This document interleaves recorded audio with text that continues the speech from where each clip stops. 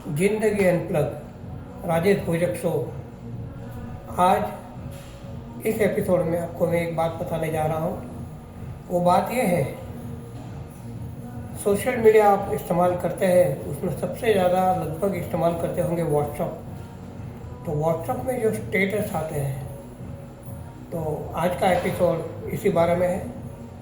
क्या WhatsApp status पर अपने मन की बात करते हैं आप? यही सवाल है मेरा। व्हाट्सएप स्टेटस पे मन की बात करना, ये हर एक व्हाट्सएप जो यूज़ करते हैं, इस्तेमाल करते हैं, उनकी एक आदत सी हो जाती है। मन की बात इसलिए मैं कह रहा हूँ क्योंकि जब भी कोई भी इंसान अपने दिल की बात किसी को कहना चाहता है, कह नहीं पाता है, या उनके पास ऐसे कोई नहीं जिससे वो बात कह सके, या जो है उनसे बात करने की हिम्मत नहीं, अपनी मन की स्थिति बताने के लिए वो उपयोग करता है व्हाट्सएप स्टेटस का। और भी बहुत से उपयोग होते हैं, जैसे कि कुछ लोग खुद की मार्केटिंग करते हैं, कुछ लोग शोबाजी करते हैं। शोबाजी का मतलब मैं आपको बताऊं तो दिखावा करना। दिखावा इसलिए करते हैं कि उनको लोगों को बताना है उनके पास क्या है, कितना है, कैसे एंजॉय करते हैं वो लोग, कितनी खुशियाँ है उनके पास। लोग देखे, जले या तारीफ करें, कोई फ़र्क नहीं पड़ता है।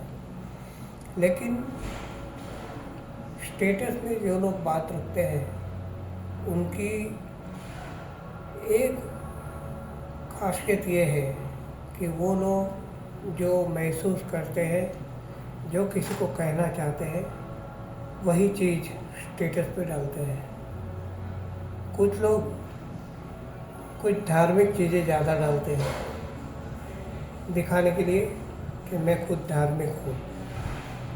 दूसरा मतलब ये भी है कि उन्हें धर्म का सहारा चाहिए। कुछ लोग शेर व शायरी की बात करते हैं। शेर व शायरी कहीं ना कहीं से खोज लेते हैं, खुद तो बनाने की लगभग गुंजाइश नहीं होती। किसी की कोई भी चीज़ अच्छी लगे, उठा ली और स्टेटस पे डाल दी। लेकिन इतनी चॉइस करते हैं कि उनमें वो बात हो जो उनको पसंद हो, उनमें वो बात हो जो किसी को वो बताना चाहते हैं। व्हाट्सएप स्टेटस में दो लोग होते हैं, दो प्रकार के। एक तो खुद स्टेटस लिखने वाला या स्टेटस रखने वाला, और दूसरा ये है स्टेटस देखने वाले, पढ़ने वाले, समझने वाले, और वो व्यक्ति जिसे वो चाहता है कि ये स्टेटस पढ़े।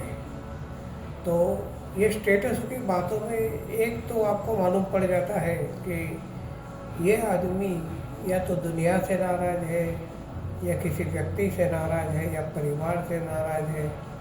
उसकी आर्थिक मनोस्थिति ये है, उसकी मानसिक मनोस्थिति ये है, उसके पास शायद पैसा नहीं, लोग उसे ताने मारते हैं, वो हिम्मत हार चुका है, या हिम्मत देने की कोशिश कर रहा है, या तो ये जताने की कोशिश करता है कि उसमें अभी भी हिम्मत बाकी है। अभी स्टेटस और मन की बात, ये मैं इसलिए कहता हूँ कि हमेशा याद रखो, कोई भी स्टेटस होता है उसका कोई ना कोई गूढ़ अर्थ होता है। अगर आप अपने किसी करीबी का स्टेटस पढ़ते हो तो ये पढ़ के एक अंदाज़ा लगा दो कि ये आदमी की स्थिति क्या है।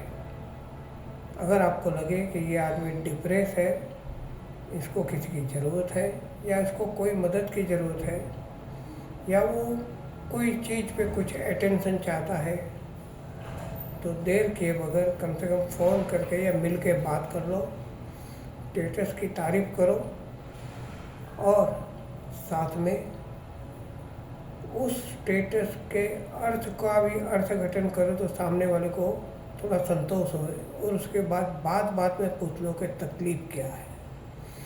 किसी का स्टेटस पढ़ने के बाद उसकी मनोस्थिति जानने के बाद अगर आप उसको आप मदद करते हैं या आप उनको कोई सहारा देते हैं तो इससे बड़ी बात कोई नहीं।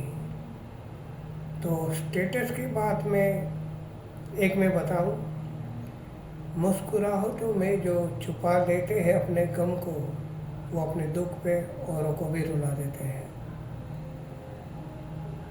कोई किसी का हाल पूछे ना पूछे, लेकिन हमें अपना हाल बताना है। कैसे बताओगे? स्टेटस से।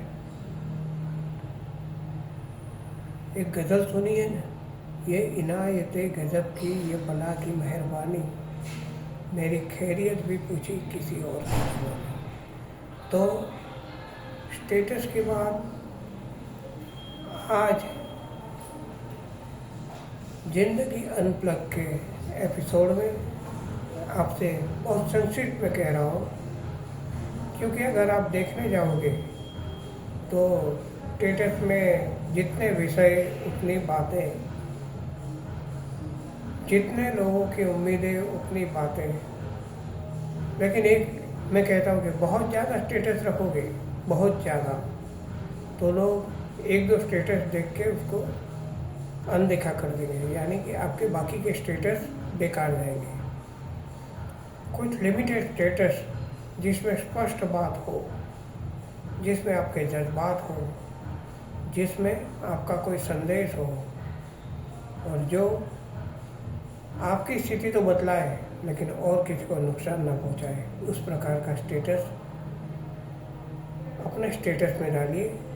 और स्टेटस में अगर बताने की हिम्मत करते हो तो कम से कम जिस व्यक्ति को आप अपना स्टेटस बताना चाहें, एक बार मिल के बताइए।